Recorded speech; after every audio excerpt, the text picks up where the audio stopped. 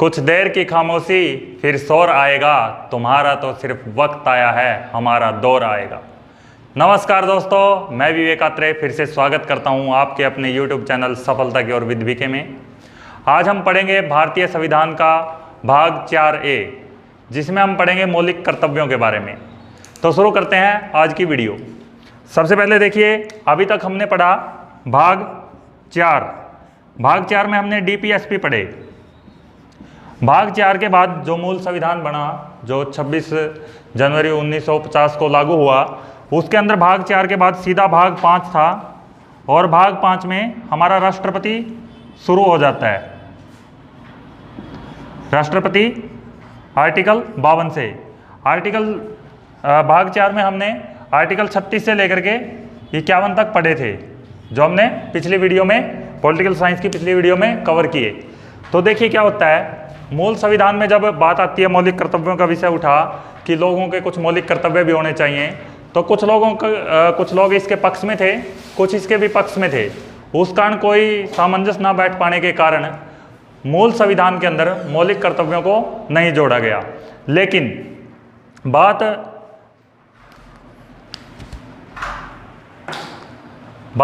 1975 से लेकर के 1977 तक, 1975 से 1977 तक भारत में आंतरिक अशांति के कारण आपातकाल लगा। इस आपातकाल के दौरान देश में कुछ ऐसी घटनाएं घटी जिसके कारण कुछ जो संविधान का अपमान हुआ, या जैसे अपना राष्ट्रीय ध्वज है उसका अपमान हुआ, तो मतलब देश की एकता अखंडता को तोड़ने का काम किया गया। उन चीज़ों को देखते हुए मौलिक कर्तव्यों की आवश्यकता महसूस हुई, और इसी कारण 1976 में एक समिति बनती है जिसका नाम है सरदार स्वर्ण सिंह समिति। स्वर्ण सिंह जी की अध्यक्षता में ये समिति बनी, और इसने महसूस किया कि देश के अंदर अभी मौलिक कर्तव्यों की आवश्यकता है। तो इन्होंने पूरे भारत में जो हमारा संविधान है उसके अंतर्गत या अन्य जो भी चीज़ें मौलिक कर्तव्यों के अंतर्गत जोड़ी जा सकती थी, उनकी सूची बनाई।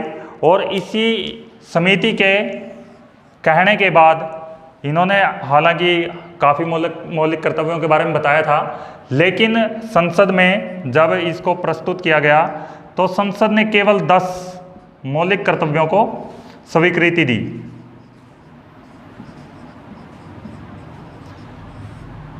इन्होंने काफ़ी मौलिक कर्तव्यों के बारे में बताया था, लेकिन संसद ने केवल 10 मौलिक कर्तव्यों को स्वीकृति दी।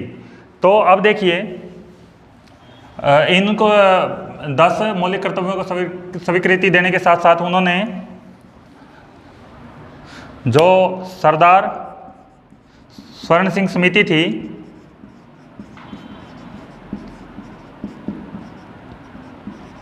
इन्होंने कहा कि जो इन मौलिक कर्तव्यों का पालन नहीं करेगा उन पर कानूनी कार्रवाई की जा सकती है, यानी उनको दंड देना चाहिए। इस समिति के अंतर्गत इन्होंने कहा था, लेकिन संसद ने उसको भी नकार दिया। संसद ने नकारा, दंड या न्यायालय में उसको चुनौती देना, ये संसद ने नकार दिया। यानी उस समय ये बात सामने आई कि अगर कोई बाई चांस मौलिक कर्तव्य उनका पालन नहीं करता तो उसको किसी प्रकार का दंड नहीं दिया जा सकता। दूसरी बात, जो स्वर्ण सिंह समिति थी, इन्होंने एक मौलिक कर्तव्य और जोड़ने की बोली थी कि कर अदा, मतलब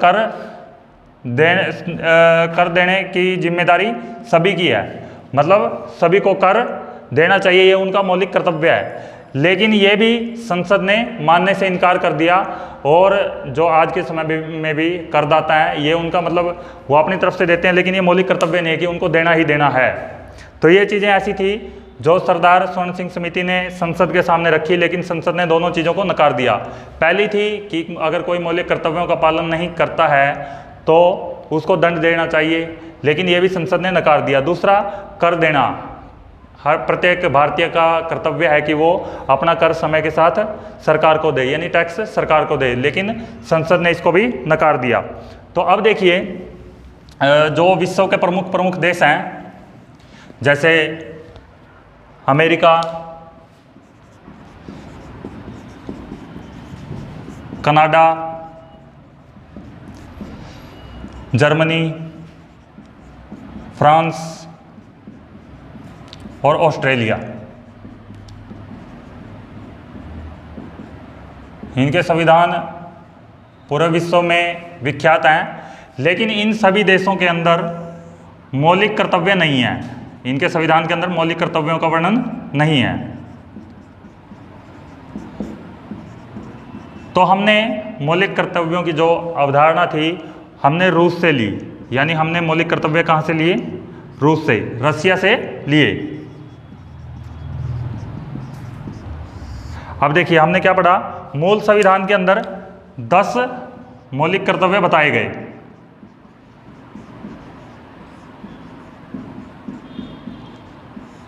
लेकिन वर्तमान में मौलिक कर्तव्य 11 हैं। तो 11वां मौलिक कर्तव्य है 2002 में जोड़ा गया। भारतीय संविधान के अंदर 86वां संविधान संशोधन हुआ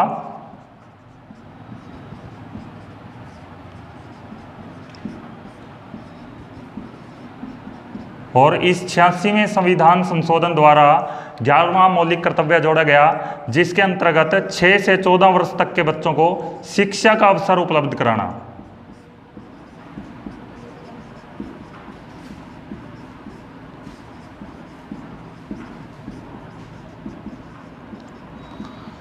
ये प्रत्येक माता पिता का कर्तव्य है कि वो अपने 6 से 14 साल तक के बच्चों को शिक्षा जरूर दिलवाएं। ये 11वां मौलिक कर्तव्य है, 86वें संविधान संशोधन द्वारा 2002 में जोड़ा गया। तो वर्तमान में भारतीय संविधान में 11 मौलिक कर्तव्य हैं।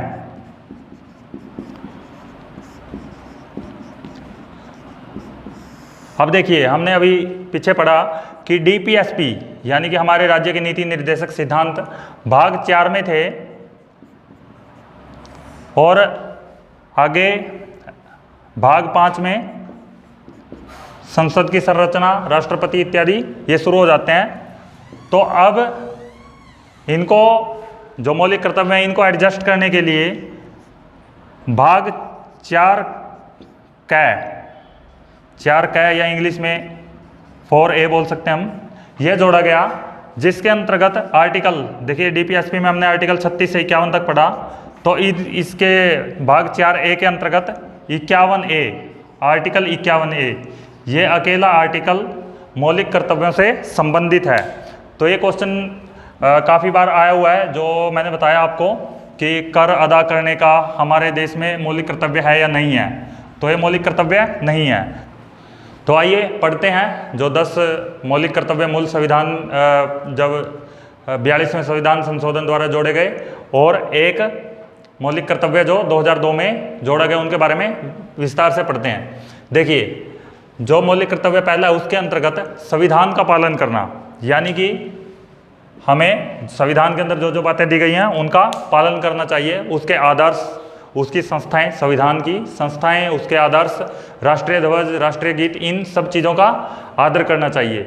यह पहला मौलिक कर्तव्य है। दूसरे में स्वतंत्रता के लिए जो राष्ट्रीय आंदोलन हुए उनको प्रेरित करने वाले जो सिद्धांत थे उनका पालन करना, यह हमारा दूसरा मौलिक कर्तव्य है। तीसरे में भारत की संप्रभुता, एकता, अखंडता, इन चीज़ों को बनाए रखना। कोई ऐसा काम ना करें जिससे हमारे देश के 2 टुकड़े हों।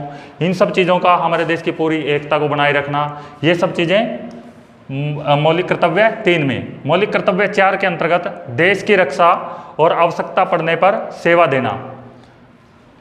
5 में भाईचारा बनाए रखना। ये भाईचारा वाला बहुत इंपॉर्टेंट है। पूरे देश के लोगों में आपसी भाईचारा बनाए रखना। प्रदेश, भाषा, धर्म, इन चीज़ों के आधार पर कोई भेदभाव ना करना। दूसरा, एक ऐसी प्रत्येक प्रथा जिससे किसी स्त्री के सम्मान को ठेस पहुंचती हो, उन सब प्रथाओं को नहीं मानना चाहिए। ये सब हमारे मौलिक कर्तव्य 5 में बताया गया है। मौलिक कर्तव्य हमारा 6, हमारी संस्कृति को समझना और उसका पालन करना। 7वां, प्राकृतिक पर्यावरण, वन, नदियाँ, वन्यजीव, इन सब चीज़ों को सुरक्षित रखना, इनको बनाए रखना हमारा मौलिक कर्तव्य 7। मौलिक कर्तव्य 8 के अंतर्गत वैज्ञानिक भावना, मानववाद, ज्ञानार्जन एवं सुधार की भावना का विकास करना, यानी कि जो समय समय के साथ साइंटिस्ट लोग हमें आगे आना चाहिए, जिन लोगों के अंदर इतनी काबिलियत है विज्ञान के क्षेत्र में, मानववाद के क्षेत्र में, या ज्ञान का अर्जन करना चाहिए जिससे हमारे देश का विकास हो। मौलिक कर्तव्य 9 के अनुसार सार्वजनिक संपत्ति, जितने भी सरकारी हॉस्पिटल हैं या अन्य स्थान हैं, उन सब की सुरक्षा करना हमारा दायित्व है और हिंसा ना करना। अभी आप लोगों ने देखा होगा अनेक आंदोलन अभी भारत में हड़ताल के नाम पर बहुत दंगे फसाद होते हैं, वो सब नहीं करने चाहिए, ये हमारा मौलिक कर्तव्य है। अभी उस मौलिक कर्तव्यों के उल्लंघन के बाद सज़ा का प्रावधान नहीं है, इस कारण चल जाता है, लेकिन अगर सज़ा का प्रावधान हो जाता है तो ये सब चीज़ें अपने आप बंद हो जाएंगी। ये हमारे संविधान की एक आलोचना भी है, आलोचनात्मक बात जो लोग बोलते हैं संविधान के बारे में, उसके अंदर ये भी काउंट होती है कि इसकी सज़ा नहीं है मौलिक कर्तव्यों के पालन ना करने पर। अगला है 10वां, व्यक्तिगत एवं सामाजिक गतिविधियाँ। आप इंडिविजुअली या कोई सोशलिस्ट कोई गतिविधि चल रही है, उसके अंदर हमें भाग लेना चाहिए जिससे राष्ट्र निरंतर आगे बढ़ता रहे। ये हमारा 10वां मौलिक कर्तव्य है। और 11वां मौलिक कर्तव्य जो मैंने आपको बताया 86वें संविधान संशोधन द्वारा 2002 में जोड़ा गया कि प्रत्येक माता पिता का कर्तव्य है और सरकार का भी कर्तव्य है कि 6 से 14 वर्ष तक के बच्चों को शिक्षा दी जाए। सरकार की तरफ से भी निःशुल्क शिक्षा का प्रावधान किया गया है। अब 2 आलोचनात्मक बातें पढ़ते हैं भारतीय संविधान में दिए गए मौलिक कर्तव्यों को लेकर के। सबसे पहली आलोचना जो होती है मौलिक कर्तव्यों की, पहली है कि इसके अंदर सजा का प्रावधान नहीं है।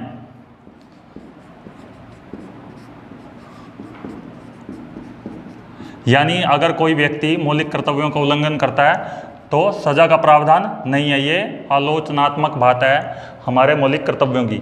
दूसरी बात है कर देना, परिवार नियोजन,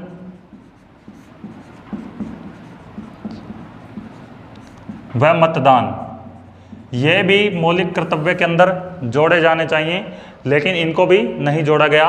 और तीसरी, मूल संविधान में ना जोड़े जाना, यानी मौलिक कर्तव्यों को मूल संविधान में ना जोड़े जाना, ये भी एक आलोचनात्मक बात है हमारे मौलिक कर्तव्यों को लेकर। तो यहाँ खत्म होता है अपने संविधान का भाग 4A, जिसके अंदर आर्टिकल 51A आता है, जो हमने पढ़ा मौलिक कर्तव्यों के बारे में। 11 के 11 मौलिक कर्तव्य हमने पढ़े। मिलते हैं जल्दी एक ज़बरदस्त अगली वीडियो के साथ, जिसमें हम पढ़ेंगे अपने भारत के राष्ट्रपति, संसद इत्यादि के बारे में।